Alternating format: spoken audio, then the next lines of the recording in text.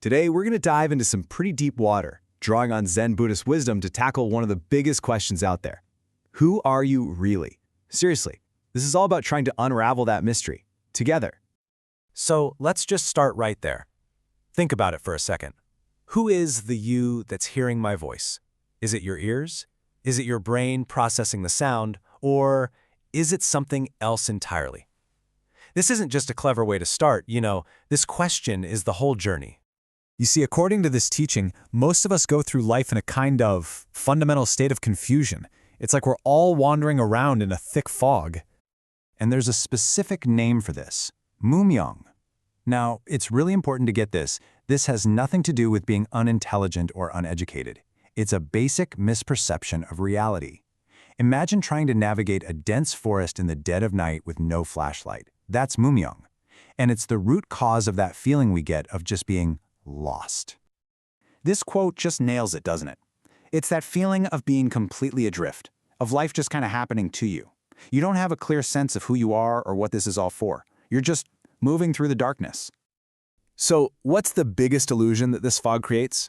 Well, it's the belief in a solid, permanent, separate me. This whole teaching is about taking that idea apart, piece by piece, until we see the self for what it is, kind of a ghost. We all tend to cling to this idea, right? Well, at the very least, I am my body. But Zen pushes back on that. It asks us to look a lot closer. Is this body really one single, solid thing? Or is it more like a temporary meeting place, a collection of different parts? So the classical view breaks the body down into these four elements. You've got earth, which is your bones and your flesh. You've got water for all your bodily fluids. Fire is your body heat, your metabolism. And wind is your breath, your movement.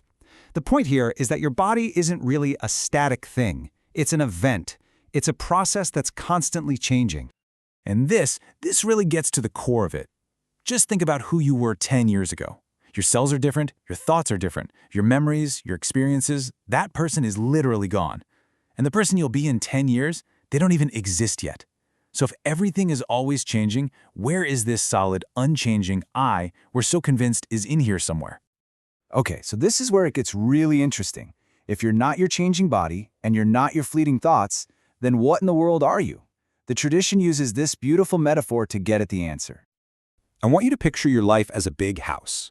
All day long, guests are coming and going. These guests are your thoughts, your emotions, your feelings, your sensations. Now, the big mistake we all make is that we think we are the guests. We identify with them. But there's also the host. The host is the silent, unchanging awareness in which all these guests appear and disappear.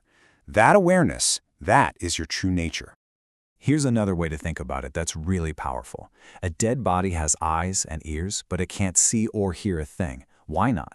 Because the host, that consciousness that was operating through the senses, is gone. See, you aren't your eyes. You're the awareness that sees through your eyes. That shift in perspective is everything. So how do you find this host? Well, it's not about reading more books or piling up more information. It's more like a sudden shock, an awakening to something that's been right here the whole time. And the methods for sparking this, they can be pretty out there.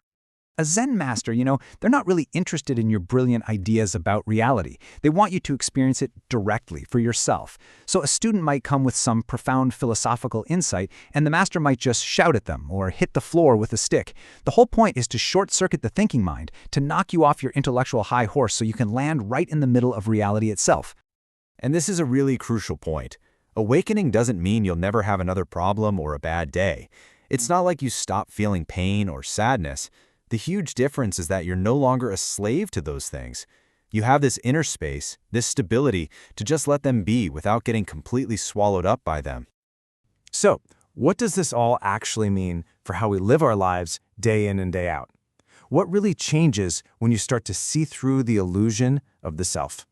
This is such a powerful way to frame our whole reality. Our ordinary life, with all its hopes and fears and dramas, it's seen as a kind of dream. It feels incredibly real while you're in it, right? But from that awakened perspective, you see it for what it is, a fleeting, flowing illusion. And the very first step is just realizing that you're dreaming. And this is really the whole point. This is the goal, freedom. But it's not freedom from life's challenges. It's freedom within them. It's like having the stability of a giant mountain that just sits there, completely still, while clouds and storms pass by it. It's the deep peace that comes when you stop identifying with the passing guests and you finally learn to rest as the ever-present host. So we'll leave you with this final thought to chew on.